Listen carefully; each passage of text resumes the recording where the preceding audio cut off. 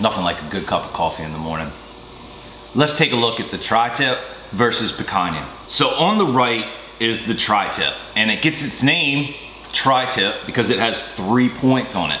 Both of these have been trimmed by the butcher, and I really don't have hardly anything to do to them. The tri-tip is from the bottom part of the sirloin sub-primal cut, and that is the big difference between it and picanha. Picanha is the cap of the sirloin. So it's at the very top of that muscle, up, right near the cow's spine. At the butcher shop, I didn't realize he was gonna do this or I would have filmed it, but he actually took a whole sirloin and he trimmed both of these out of the same cut of meat. And he was great. And that was Hickman's Meat Market in Rehoboth Beach. Butchers in the United States generally take the picanha and divide it into larger cuts like a round or a rump. The meat in between the two usually is cut into steaks of some kind. One of the big things about picanha is you want the fat left on. That is a true picanha. Without the fat cap, it's not picanha. Let's take a closer look at these guys and see if there's any more trimming that needs to be done, and then I'll show you how we're gonna cook them.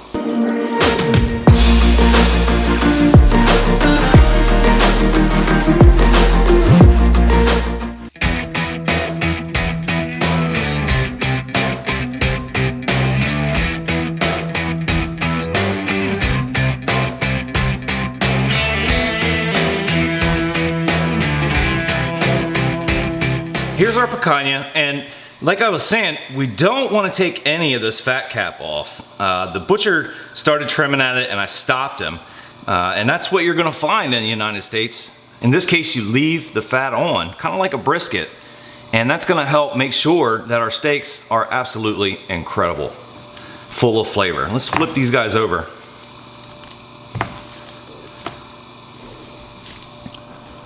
And you can see the difference in shape.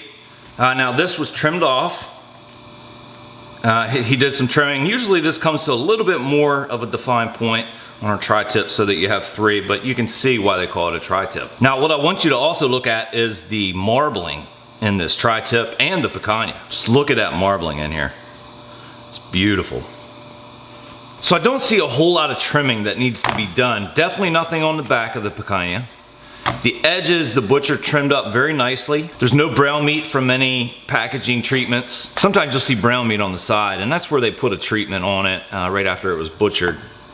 So if you see any of that, make sure you cut it off. Now, there is one thing about the picanha, and that is the middle, the center here. There's actually 3 veins running in the picanha.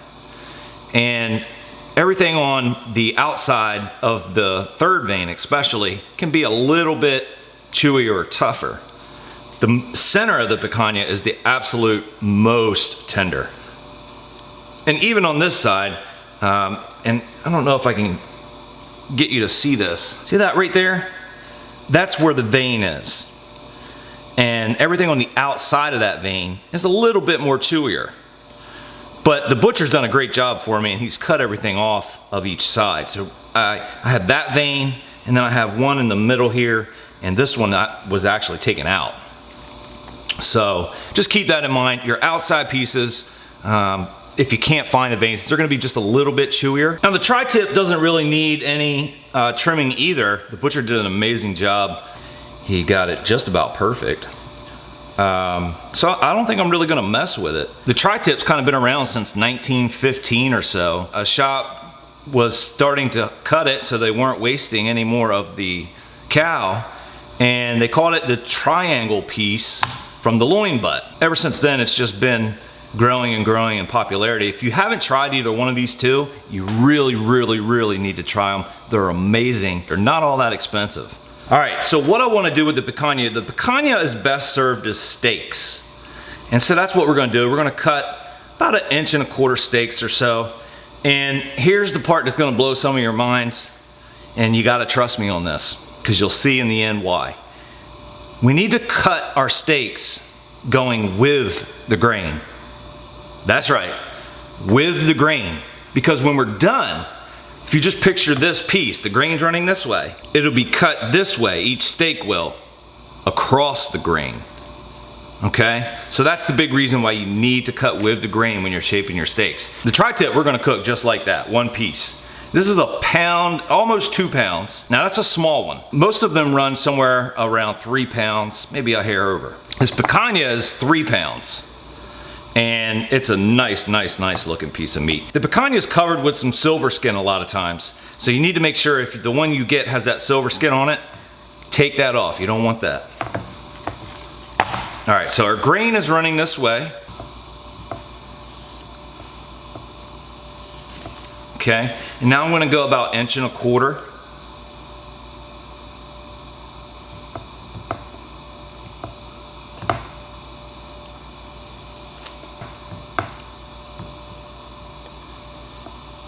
And there we are. Let's take a look at the inside of this guy. Now this is probably the most tender part of the picanha. Absolutely beautiful. Look at the marbling running through here. These are both prime grade. All right, so we're gonna talk about how we're gonna cook these steaks. And I don't want any of you traditional barbecue guys to turn the video off or hit back or, you know, bail out on me here too early. I'm gonna tell you how we're gonna finish the steaks first. And that is the way that you should cook any incredible steak. If you want a steak to be perfect, you need to sear it or char it on a charcoal or a wood burning grill. You know, you need to have good temperatures up to 550, 600 degrees or so. And then you're gonna end up with a wonderful flavor on the outside of the steak. However, how can we get the absolute perfect steak? That comes with starting the steak sous vide. Yes, sous vide is the way to get a incredible, it keeps the steak so juicy and tender. I mean, it's unreal. If you have never tried sous vide with a steak, you have to try it. I'm telling you, it is phenomenal. And it's not much work, it's pretty simple, and we're still gonna finish it on the charcoal grill, so it still has all those wonderful characteristics. I'm using the Food Saver vacuum sealer, and I have rolled bags. And so it's just one big roll. You seal one side of it, fold the top of it down so that when you go to seal this side of it, there won't be any juices or anything that prevent you from getting a good seal. And so we'll put our meat in, and then we'll go ahead and seal this side. Be careful not to cross-contaminate when you're doing this.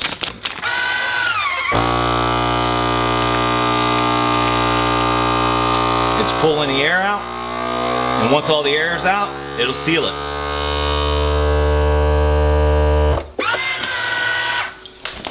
Just plain meat in the bag. The flavors are really amplified, and we're cooking for a long period of time. If you insisted on putting anything on them, a little bit of salt and a little bit of pepper, because the flavors get so amplified when they're in sous vide. I personally don't think you should put anything on them when they're in the sous vide. They're gonna sit there and they're gonna cook in their own juices in that vacuum sealed space.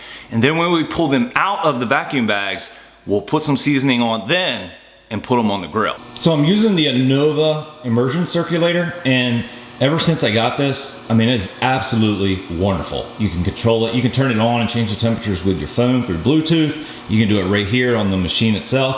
I'll put a link to the Anova. Click show more down below. There's lots of information down there about the Anova and anything else that I'm using on the channel. So you can see we're gonna cook at 135 degrees. We're gonna cook for about 4.5 hours.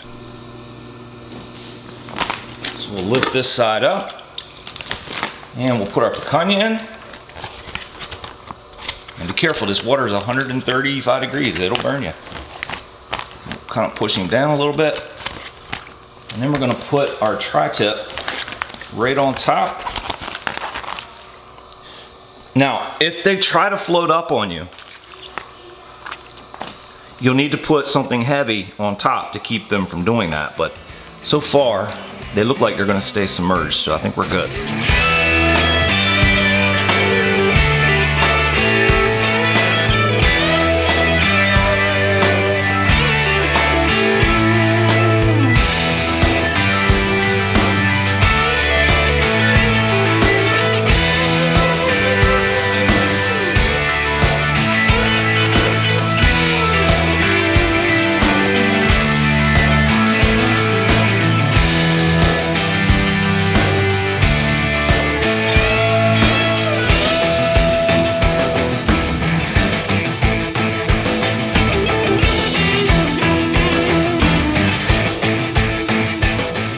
It's time for the next step. I took the steaks out of the sous vide, And for you guys that don't have a whole lot of experience with sous vide, you got to understand the steak is not going to look the prettiest right now because it has no char. It has, you know, nothing but just soaking in hot water. However, it's loaded with juice because none of it has escaped. It's all still stuck right in here. Here's our tri-tip. And here comes the picanha steaks. Pull those out. Let's check the temperature on these steaks. 133. 133. Now we have the grill warming up. I used 1 chimney full of lump charcoal because it burns hotter, and that's what you want. We want a hard, fast sear. Now we're gonna put a little salt, pepper, and garlic. The ratio is about 60% pepper, 40% salt, and then I throw in, I did 6 tablespoons of pepper for this, 4 tablespoons of salt, and 1 tablespoon of garlic. Just rub that in. These are gonna come out wonderful. Don't need to put any on the fat cap.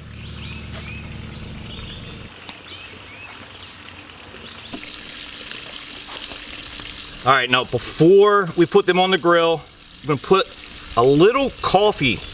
This is Coffee Cult's dark blend coffee, and I just have it ground down to like an espresso grain. And this is gonna give these steaks just a wonderful, wonderful extra little flavor. I'm gonna rub that and make it sure it's even. I'll flip them and do the same thing. If you're enjoying the video, please hit the subscribe button. You can stay up to date with new videos. If you liked the video, hit the like button, share it with your family and friends. We're about 550 degrees.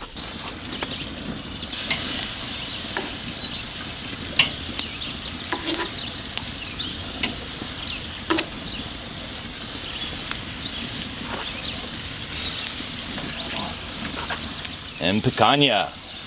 We're going for 1.5 minutes. Yeah, and all right, turn them, 45 degrees.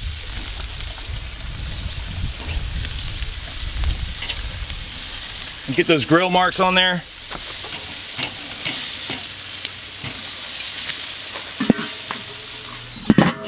Another 1.5 minutes. It's time to flip.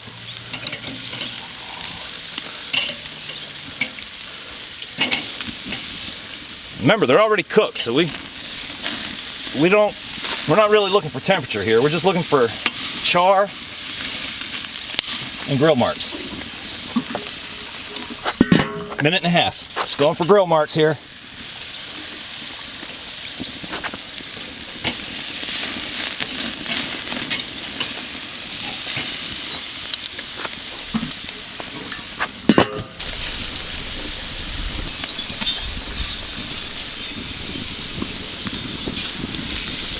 All right, guys, let's pull these. I'll meet you inside. We're gonna let them rest for about a half hour.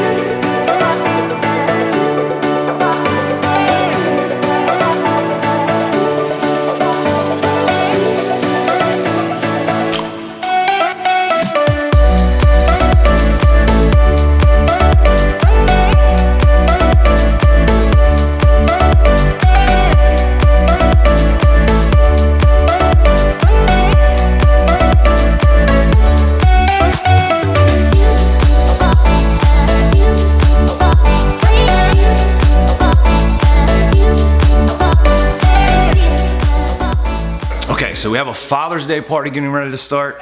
This is our picanha. We're gonna give that a taste first. It just pulls right apart. It wasn't, it was dead set. The salt, the pepper, The rub we have on it just makes it absolutely phenomenal. I didn't really intend for this to be a comparison as far as quality and taste. I just wanted to show the differences, but it's a perfect opportunity, right? Here's the Tri Tip.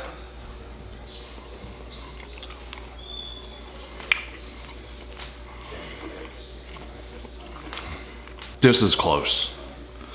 The picanha is amazing. But the Tri Tip, I think this may be the best Tri Tip I've ever cooked. It is phenomenal. I'm gonna have to call it a draw. I thought the picanha would win hands down. That is an amazing Tri Tip.